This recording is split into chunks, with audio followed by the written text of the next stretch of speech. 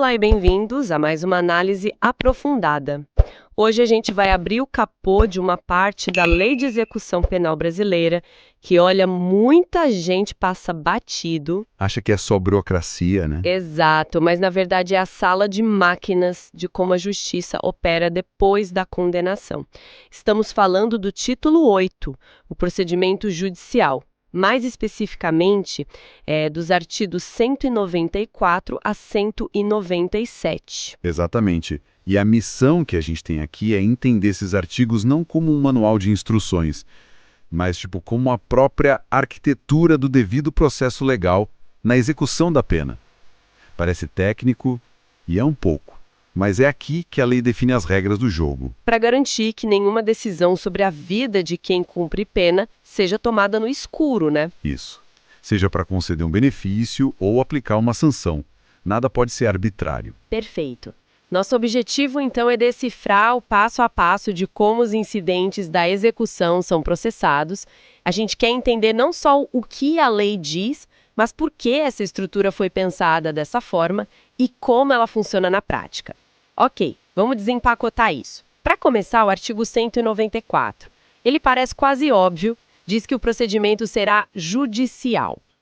Por que a lei precisou afirmar uma coisa que parece tão, sei lá, tão básica? O fascinante aqui é que essa frase, que parece simples, é uma declaração de princípios poderosíssima.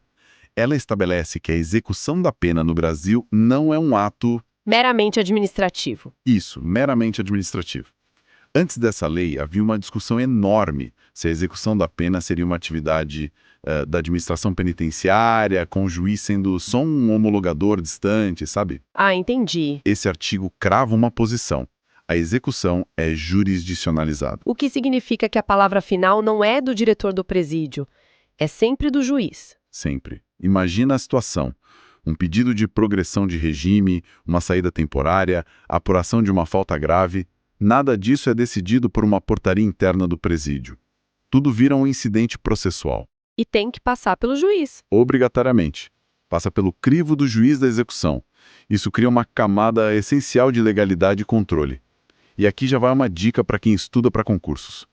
Essa é a premissa que fundamenta todo o resto. Certo. Se uma questão de prova tenta sugerir que a autoridade administrativa pode decidir sobre um direito, a resposta está na violação direta do 194. Mas essa judicialização toda, que foi criada para proteger direitos, não acaba criando um paradoxo? Como assim? Numa vara de execuções, com dezenas de milhares de processos, essa caneta do juiz não vira um gargalo gigantesco? A proteção não vira sinônimo de lentidão. Você tocou no ponto nevrálgico do sistema. Na teoria, é uma garantia fundamental. Certo. Na prática, sem a estrutura adequada com juízes, defensores, promotores em número suficiente, ela pode sim engessar o sistema. A garantia vira um obstáculo, e um direito que deveria ser reconhecido em dias pode levar meses. É o grande desafio da execução penal no Brasil. Fazer a teoria funcionar na prática. Exatamente. Fazer com que a garantia do papel se materialize em tempo hábil na vida real. Certo. Então, estabelecido que o processo é judicial, alguém precisa dar o pontapé inicial. E é aí que a gente chega no artigo 195, que define quem pode fazer isso. A lista é longa, né? Bem longa. Ministério Público, o próprio sentenciado, representante, cônjuge, parente, até o Conselho Penitenciário. Confesso que, à primeira vista, parece estranho que o cônjuge ou um parente possam iniciar um procedimento judicial. O que a lei queria resolver com isso? A lei foi muito inteligente aqui. Ela partiu de uma premissa muito realista. Qual? A pessoa privada de liberdade está numa condição de extrema vulnerabilidade. Ela pode não ter conhecimento técnico, pode não ter acesso fácil à defensoria, pode até ter medo de retaliação. Então a lei criou o que eu gosto de chamar de uma rede de fiscalização, com múltiplos pontos de acesso. Tipo um sistema com vários alarmes de incêndio que podem ser acionados por pessoas diferentes. É a analogia perfeita. O Ministério Público atua como fiscal da lei, o custos legis. A defesa, claro, busca o direito. Mas a família é um elo crucial com o mundo exterior, sabe? Eles podem perceber que o prazo para um benefício chegou e levar a questão ao juiz. O Conselho Penitenciário também. Também. Com as inspeções, pode identificar uma irregularidade coletiva. E até a própria autoridade administrativa, o diretor do presídio, tem o dever de propor benefícios. Então a ideia não é só dar voz ao preso, mas criar um ecossistema de vigilância em torno da pena. Exatamente. Isso reforça a ideia de que a execução penal não é um problema isolado, mas uma questão que envolve múltiplos atores sociais. Lembro de um caso em que foi um ofício do Conselho Penitenciário que alertou o juiz para uma situação de falta de atendimento médico, algo que nem a defesa nem o MP tinham notado. Mostra que a rede funciona na prática. Funciona, para além dos pedidos mais comuns de progressão ou livramento. Mas essa amplitude toda não pode gerar uma sobrecarga no judiciário? Se todo mundo pode iniciar um procedimento, não corremos o risco de pulverizar a atenção do juiz? O risco existe, claro, mas é um preço que o legislador decidiu pagar em nome de uma garantia maior. O juiz tem mecanismos para lidar com isso, como indeferir pedidos que não têm cabimento ou reunir vários pedidos sobre o mesmo tema. Entendi. Na balança, o benefício de ter mais olhos fiscalizando a execução supera o prejuízo de um eventual aumento no volume de petições. A prioridade é não deixar um direito se perder. Entendido. Então vamos seguir o fluxo. Digamos que um pedido foi feito. Vamos imaginar um apenado, o Carlos. Ele acha que já tem direito à progressão de regime.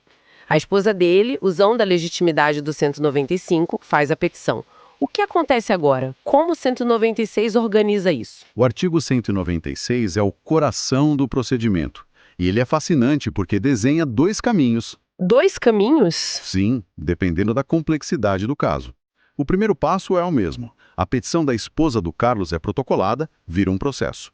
Como não foram o Carlos nem o MP que pediram, a lei manda que os dois sejam ouvidos em um prazo curtíssimo, 3 dias. Ah, o princípio do contraditório. Exatamente. Nenhuma decisão pode ser tomada sem que as partes principais se manifestem. Certo, essa é a garantia de ser ouvido. E depois que eles se manifestam? Aí os caminhos se dividem.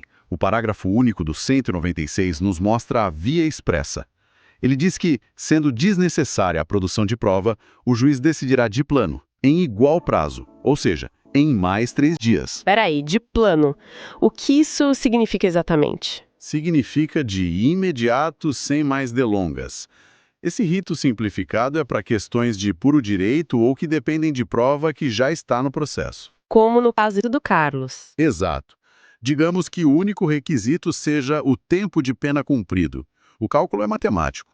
O atestado de bom comportamento já está lá. Não tem o que discutir ou provar, entende? O promotor opina, a defesa ratifica e o juiz decide. E a lei exige essa agilidade toda porque a liberdade está em jogo. Exatamente. Cada dia que a decisão atrasa é um dia que o Carlos passa indevidamente num regime mais gravoso. E esse prazo de 3 dias é um ponto que costuma cair bastante em provas, né? A distinção entre os ritos. Fundamental. Examinadores adoram cobrar prazos e o de 3 dias do 1/9 é um clássico. Entender o conceito de decisão de plano e quando ele se aplica demonstra um conhecimento prático da lei. Ok, essa é a via rápida. Mas e quando o buraco é mais embaixo? E se, no caso do Carlos, a questão não for o tempo, mas o requisito subjetivo? Digamos que ele cometeu uma falta disciplinar que não foi apurada, e o MP diz que ele não tem bom comportamento. A decisão não pode ser de plano, certo? O que a lei prevê. É aí que entramos no segundo caminho, o rito complexo. Se o parágrafo único diz que a decisão é de plano, quando não há necessidade de prova, por lógica, quando há necessidade de prova, o procedimento tem que ser mais robusto. O juiz não pode simplesmente decidir com base numa alegação. Ele precisa instaurar o que a gente chama de dilação probatória. Que é a fase de produzir provas, ouvir testemunhas, juntar laudos. Isso. O juiz vai designar uma audiência de justificação. Nessa audiência, ele vai ouvir o Carlos, talvez o agente penitenciário que relatou a falta, alguma testemunha. A defesa e o MP participam. Claro. Podem fazer perguntas e, no final, apresentam suas alegações. Só depois de toda essa apuração, garantindo a ampla defesa, é que o juiz vai ter elementos para decidir. O procedimento é rápido quando pode ser, mas completo quando precisa ser. Essa flexibilidade é a grande virtude do sistema. Certo. Então a decisão foi tomada seja pelo caminho rápido ou pelo complexo. O juiz decidiu pela progressão do Carlos. Mas digamos que o Ministério Público não concorda. Ou o contrário, o juiz nega e a defesa se sente prejudicada. O jogo acaba aí? De forma alguma. E é o artigo 197 que nos dá a resposta. Ele é bem curto, mas, nossa, é muito importante. Diz que, das decisões proferidas pelo juiz, caberá recurso de agravo sem efeito suspensivo. Vamos quebrar isso em duas partes. Primeiro, recurso de agravo. Isso padroniza o recurso na execução penal. Sim, antes da lei era uma confusão sobre qual recurso usar. A lei pacificou a questão. O recurso é o agravo em execução, mas a segunda parte da frase. Sem efeito suspensivo. Essa é a que gera as maiores discussões e é um dos tópicos mais cobrados em provas. O que isso quer dizer na prática? Se o juiz deu a progressão para o regime aberto e o promotor recorre, o Carlos vai para o aberto na hora ou tem que esperar? Ele vai para o regime aberto imediatamente. O recurso do MP vai ser processado no tribunal, mas enquanto isso, a decisão do juiz está valendo. E o contrário também vale? Também. Se o juiz determina a regressão para o fechado, ele volta para o fechado na hora, mesmo que a defesa recorra. O recurso não suspende os efeitos da decisão. Mas isso não gera um risco enorme de insegurança jurídica? Elabora. Usando o primeiro exemplo, o juiz concede o regime aberto, o MP recorre, o Carlos começa a viver no aberto. Meses depois, o tribunal reverte a decisão. Como fica a situação dessa pessoa? Esse é o debate. A lógica da lei, de novo, é a celeridade. A execução da pena não pode ficar paralisada por meses esperando o recurso. A vida continua, os prazos correm. Exato. A ausência do efeito suspensivo visa evitar que o recurso seja usado só para protelar. Mas o risco que você apontou é real e causa situações dramáticas. O sistema aposta que a decisão do juiz de primeira instância, que está mais perto dos fatos, é provavelmente a mais correta. Por isso deve ser executada de imediato. Mas é uma aposta, Sim, né? uma aposta. E às vezes o resultado é revertido, gerando um transtorno humano e social enorme. Então, o que tudo isso significa quando a gente junta as peças? Nossa jornada por esses 4 artigos mostrou um sistema bem amarrado. Sim, muito lógico. Começa no 194, que fincou a bandeira, tudo aqui é judicial. Passa pelo 195, que criou uma rede de vigilância. Chega no 196, com uma via expressa para casos simples e um procedimento detalhado para casos complexos. E termina no 197, que garante o recurso, mas sem paralisar a execução. É uma estrutura bem garantista no papel. É um verdadeiro microsistema processual. Esses 4 artigos criam um mecanismo que busca um equilíbrio delicado entre agilidade, eficiência e, acima de tudo, as garantias da ampla defesa e do contraditório. Eles são a materialização da promessa de que a pena vai ser cumprida conforme a lei e não ao sabor de decisões administrativas. Entender se a engrenagem é fundamental. Para quem nos ouve e está focado em aprofundar os conhecimentos, dominar essa sequência lógica é ter a chave para entender o coração do processo de execução. Sem dúvida. E é por isso que é tão valorizado em qualquer avaliação. É o como fazer da execução penal. Para fechar, quero deixar uma reflexão. Nós vimos uma arquitetura legal bem desenhada, com prazos, direitos, controle judicial, tudo buscando um processo justo. Mas a gente também apontou o paradoxo. Essa estrutura, quando confrontada com um sistema superlotado e um judiciário sobrecarregado, pode virar um gargalo. Sim, o grande desafio. A pergunta que fica é: como a gente pode aprimorar a aplicação prática disso? A solução é só mais recursos e mais pessoal? Ou será que precisamos repensar parte dessa arquitetura para que a garantia de um procedimento judicial não se anule pela sua própria lentidão? Fica aí a reflexão para todos nós.